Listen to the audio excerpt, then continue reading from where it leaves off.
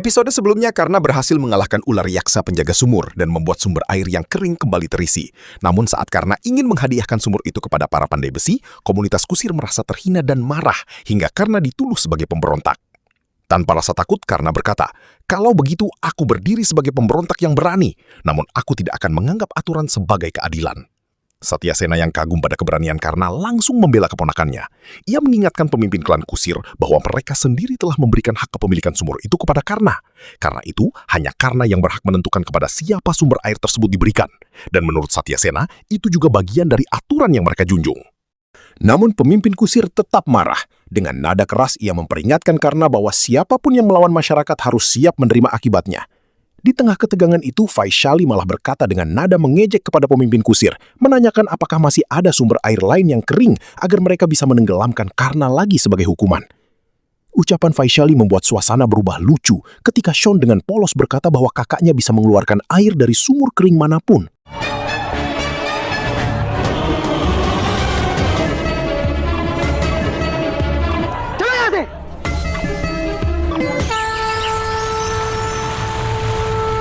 Sementara itu di Hastinapura, Bhisma sedang berbicara kepada Raja Dhritarashtra.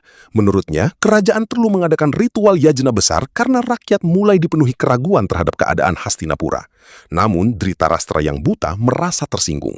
Ia berkata bahwa semua keraguan rakyat muncul karena rajanya tidak dapat melihat. Menurutnya, ritual sebesar apapun tidak akan mampu mengembalikan penglihatannya. Bhisma menjelaskan bahwa yajna bukan untuk menyembuhkan matanya, melainkan untuk memberi harapan dan kekuatan kepada rakyat agar tetap mampu hidup meski berada dalam kegelapan. Sangkuni lalu ikut berbicara. Menurutnya, Hastinapura tidak membutuhkan ritual apapun. Ia berkata bahwa saat Gandhari melahirkan pewaris kerajaan, seluruh keraguan rakyat akan hilang dengan sendirinya. Tiba-tiba seorang prajurit datang membawa pesan dari Raja Pandu. Dhritarashtra segera meminta Widura membacakan isi surat itu dan menanyakan keadaan Pandu serta Kunti di hutan. Saat membuka surat tersebut, Widura tampak terkejut. Ia lalu membacakan bahwa takdir telah tersenyum kepada Hastinapura. Dengan rahmat Tuhan, keluarga kerajaan akhirnya dikaruniai pewaris pertama.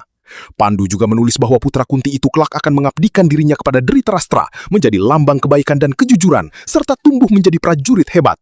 Anak itu diberi nama Yudhistira. Bhisma mengucapkan selamat kepada Raja Dhritarashtra dan juga kepada Raja Gandhara, Sangkuni. Menurut Bhisma, pewaris pertama Hastinapura akhirnya telah lahir. Namun Dhritarashtra langsung menjawab dengan nada keras. Ia menegaskan bahwa anak itu bukan putra mahkota, melainkan hanya seorang pangeran. Dengan penuh kekesalan dan kemarahan, Dhritarashtra pun hendak meninggalkan ruangan. Melihat hal itu, Sangkuni segera menghentikannya. Dalam hatinya ia sudah menyiapkan rencana licik. Sangkuni berkata bahwa ini adalah kabar luar biasa dan raja sendiri seharusnya mengumumkannya kepada seluruh kerajaan. Menurutnya, hal itu akan menjadi keputusan yang tepat. Dhritarashtra pergi tanpa memberi jawaban, sementara Sangkuni justru tampak bersukacita dan menari kecil penuh kegembiraan.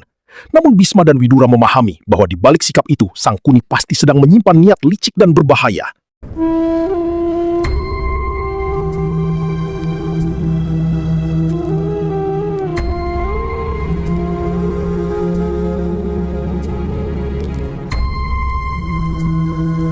Kembali di Bugatgram, karena melihat ibunya masih dipenuhi kesedihan, ia mencoba menyuapi Radha karena ibunya sejak tadi menolak makan. Radha berkata bahwa ketika rasa takut sudah menyentuh hati, tidak ada kebahagiaan yang mampu menggantikannya. Karna pun bertanya, siapa yang sebenarnya ditakuti ibunya? Dengan penuh kekhawatiran, Radha menjelaskan bahwa Karna memang telah melakukan kebaikan dengan menyumbangkan sumber air kepada para pandai besi. Namun menurutnya, belum tentu perbuatan baik itu dianggap benar oleh masyarakat. Karna lalu bertanya apakah seseorang harus memikirkan banyak hal ketika ingin memberi. Radha menjawab bahwa memberi memang tidak salah, tetapi memberi dengan melawan kehendak masyarakat bisa membawa penderitaan. Karna kembali bertanya dengan tenang, apakah bijak mengabaikan kebaikan hanya karena takut pada sesuatu yang belum tentu terjadi? Radha terdiam. Ia mengaku tidak punya jawaban, tetapi hatinya dipenuhi rasa takut untuk Karna. Dengan lembut, Karna menenangkan ibunya. Ia berkata bahwa sumbangan itu tidak akan menyakiti siapapun. Saat suasana mulai tenang, Sean tiba-tiba datang membawa kabar gembira. Ia mengajak Karna pergi karena Pangeran Hastinapura telah lahir dan pesta perayaan sudah diumumkan oleh raja.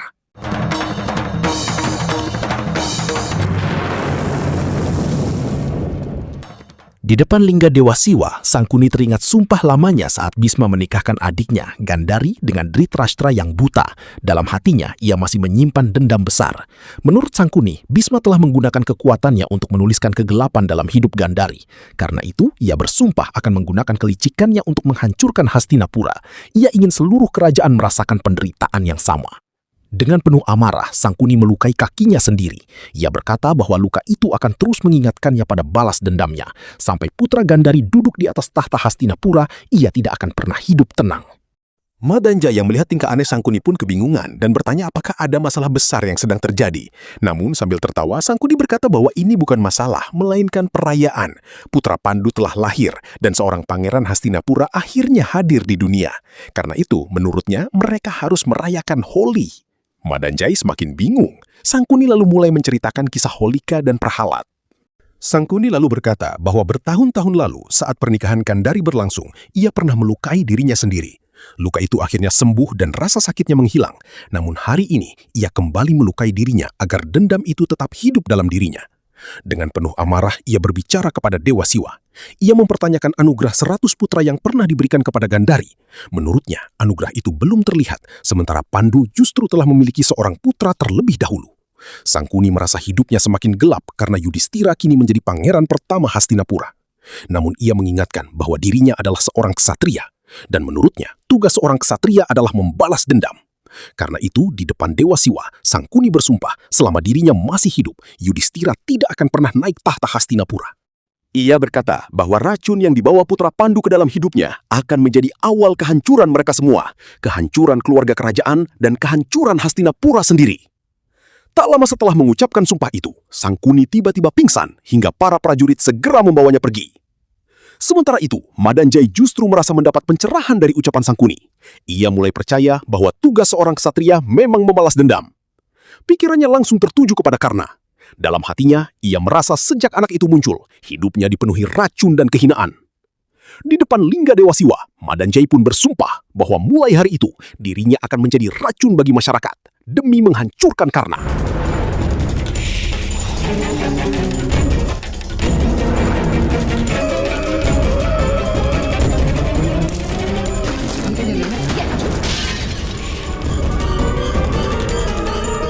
Uttam bertanya pada Karna apakah dirinya tidak takut pada ular.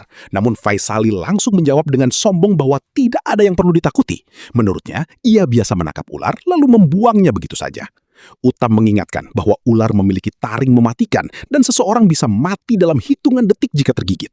Famin pun menambahkan bahwa racun ular sebenarnya bisa disembuhkan dengan mantra dari Atharva Veda. Tetapi menurutnya, Karna hanyalah anak kusir yang tidak mungkin bisa membaca kitab suci. Shon yang mulai kesal meminta mereka berhenti berdebat dan melanjutkan cerita Karna. Dengan tenang Karna menjelaskan bahwa makhluk di dalam sumur itu sebenarnya bukan ular sungguhan, melainkan ilusi ciptaan Yaksa. Karena itu, ia memilih memberi hormat kepada Yaksa. Namun Vaishali mulai merasa kesal saat melihat Uttam dan Famin lebih kagum pada Karna. Ia merasa posisinya sebagai pemimpin mulai diabaikan. Dengan nada kesal, ia meminta mereka menentukan siapa pemimpin sebenarnya. Uttam justru berkata bahwa bukan Vaishali yang berhasil keluar hidup-hidup dari sumur itu, melainkan Karna. Menurutnya Karna jauh lebih kuat dan pantas menjadi pemimpin. Mendengar itu Vaishali terlihat sedih dan kecewa. Karna yang tidak ingin melihatnya terluka segera mencoba menenangkan suasana. Karna berkata bahwa kata-kata Vaishali terus terngiang di kepalanya. Menurutnya Vaishali pernah berkata bahwa ilusi harus dikendalikan, sama seperti dirinya mengendalikan roh-roh.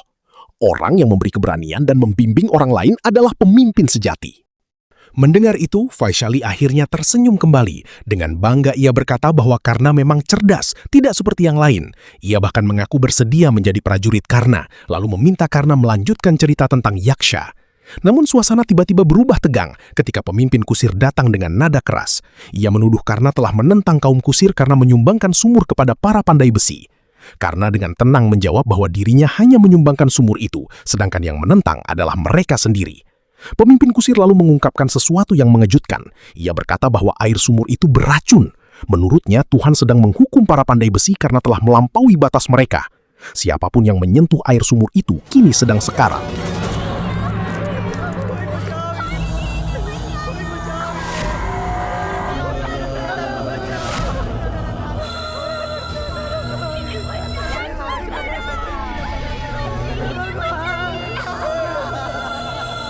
Karna langsung terkejut dan panik melihat para pandai besi bergelimpangan kesakitan akibat racun tersebut. Dengan bingung, Karna bertanya bagaimana hal itu bisa terjadi. Ia juga heran mengapa dirinya tidak mati meski sudah meminum air dari sumur itu. Dalam kepanikan, Karna terus meminta pertolongan dan berharap ada keajaiban yang dapat menyelamatkan mereka semua. Sementara itu, di balik kekacauan tersebut, pemimpin kusir hanya tersenyum puas melihat penderitaan yang terjadi.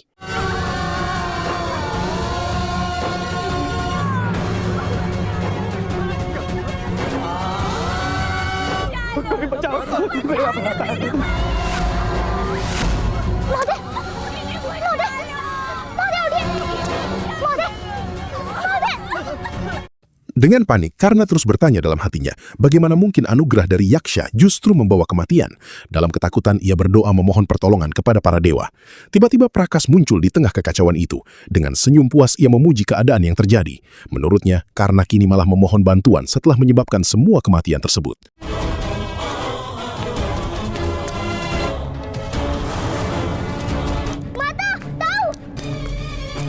Shon segera memberitahu Adirata bahwa sumur yang disumbangkan Karna kepada para pandai besi ternyata berisi air beracun. Mendengar kabar itu, Adirata, Satyasena, dan Rada langsung terkejut. Dengan panik, Adirata yakin semua orang pasti akan menyalahkan Karna. Ia pun segera mengajak Satyasena pergi menuju sumur. Sementara itu, Prakas terus memprovokasi warga. Ia bertanya, apa gunanya Karna menangis sekarang setelah menyebabkan begitu banyak kematian? Karna terus membantah dan berkata bahwa dirinya tidak membunuh siapapun. Namun Prakas justru menghasut para pandai besi. Ia mengingatkan bahwa Karna sendirilah yang memberikan sumur itu kepada mereka. Menurutnya, jika tidak ada konspirasi, maka mengapa Karna berani melawan klannya sendiri demi memberikan sumur tersebut? Prakas menuduh Karna pasti sudah mengetahui bahwa air itu beracun sejak awal. Karna dengan panik membela diri. Ia berkata bahwa air itu adalah anugerah dari Dewa Yaksha. Jika airnya benar-benar beracun, maka dirinya juga seharusnya mati karena ia keluar langsung dari sumur itu. Tetapi Prakas kembali memutarbalikkan keadaan. Ia menuduh Karna telah meracuni air itu setelah keluar dari sumur demi mengkhianati para pandai besi yang sudah mempercayainya. Karna terus membantah sambil berkata bahwa dirinya hanya menyumbangkan sumur tersebut.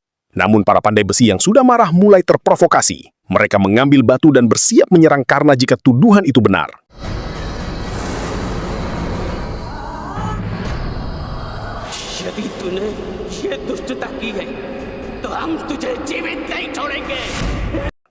Di tengah kekacauan itu, Karna tiba-tiba teringat ucapan Yaksha sebelum memberinya anugerah.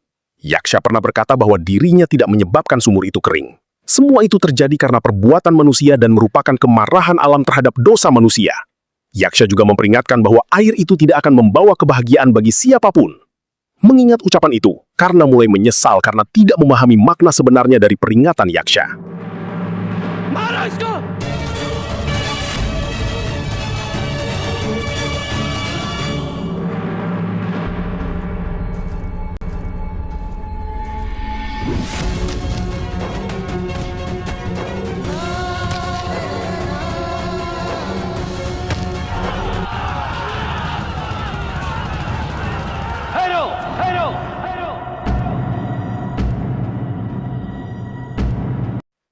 Di saat keadaan semakin kacau, Madanjay datang menghentikan keributan, seolah-olah dirinya adalah penyelamat. Dengan tegas ia berkata bahwa hanya pelindung desa yang berhak menentukan nasib Karna.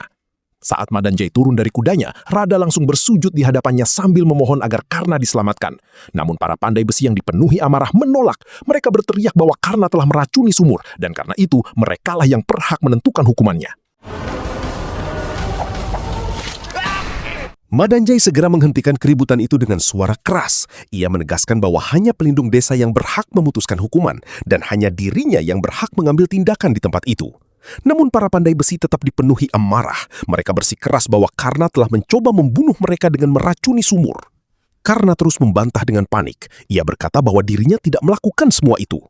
Melihat keadaan semakin kacau, Madanjay diam-diam mulai menjalankan rencananya. Dengan tenang ia berkata bahwa hanya ada satu cara untuk mengetahui kebenaran.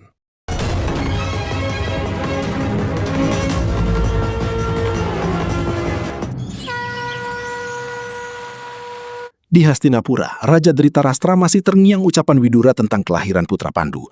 Widura mengatakan bahwa takdir Hastinapura telah bangkit kembali karena keluarga kerajaan kini memiliki seorang pewaris. Ucapan itu membuat Dhritarashtra dipenuhi kemarahan.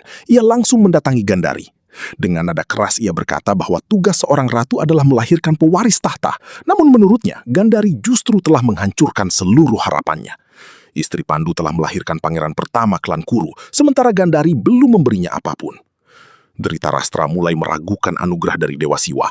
Ia bahkan menuduh Gandhari mungkin hanya berbohong demi menjadi ratu. Gandhari mencoba memohon agar suaminya percaya padanya. Namun Dhritarashtra semakin marah. Menurutnya, kepercayaan harus dibuktikan, bukan hanya dengan kata-kata. Sudah 2 tahun Gandhari mengandung, tetapi bayi itu belum juga lahir. Dengan penuh kekecewaan, Dhritarashtra berkata bahwa Gandhari tidak memberinya apapun selain penghinaan. Ia merasa Gandhari menertawakannya dengan menutup mata dan menjauhkannya dari kebahagiaan menjadi seorang ayah. Dhritarashtra terus menekan Gandhari dengan pertanyaan demi pertanyaan. Ia ingin tahu apakah Gandhari sedang menghukumnya karena telah menjadikannya ratu atau karena dirinya terlalu mencintainya. Akhirnya Dhritarashtra memberi ultimatum yang mengerikan. Ia meminta Gandhari memenuhi kewajibannya dengan memberinya pewaris atau memilih kematian dan membebaskannya dari penderitaan itu.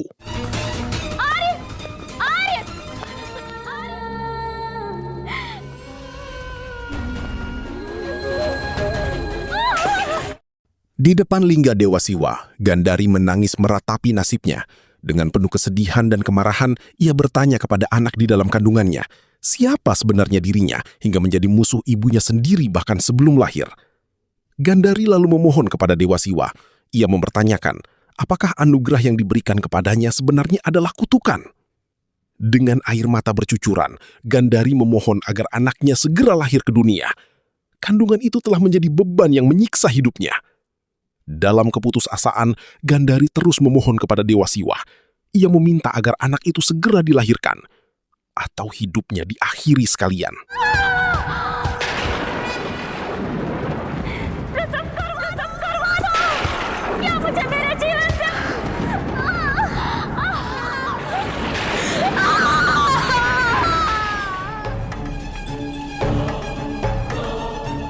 Di sidang desa, suasana berubah tegang saat Karna kembali dituduh sebagai peracun sumur.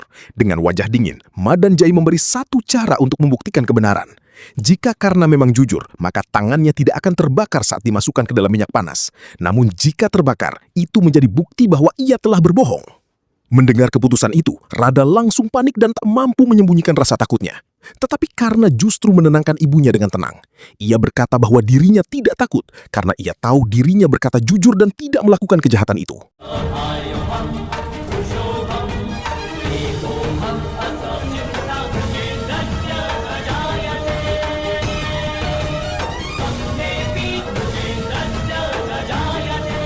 Di tengah keadaan tersebut, Adhirata tiba-tiba teringat masa lalu saat ia menerima bayi Karna dari tangan Priyamvada. Ia teringat pesan rahasia tentang asal-usul Karna, tentang janji Dewa Surya untuk selalu melindungi anak itu dengan zirah dan anting ilahi. Adhirata mulai gemetar ketakutan. Ia sadar, jika tangan Karna dimasukkan ke dalam minyak panas dan tidak terbakar, maka semua orang di Hastinapura akan melihat bahwa Karna bukan anak biasa. Zirah ilahi itu bisa membuka rahasia besar yang selama ini disembunyikan dari Kunti. Karena itulah, Adhirata nekat mengambil keputusan mengejutkan. कि वो सदैव अपने पुत्र की रक्षा करे, कि इस बालक के पास दिव्य कवच तथा कुंडल।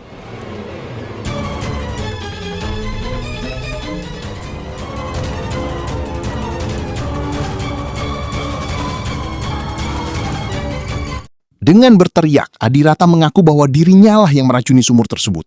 Ia memohon agar Karna dibebaskan karena anak itu tidak bersalah. Pengakuan itu membuat semua orang tercengang.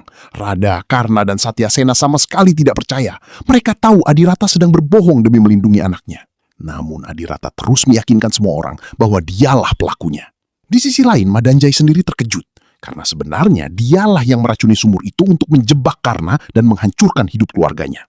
Meski begitu, ia tetap berpura-pura menegakkan keadilan. Dengan tatapan penuh kebencian, Madan Jai akhirnya menjatuhkan hukuman kepada Adhirata. Hukuman atas dosa meracuni sumur itu adalah kematian.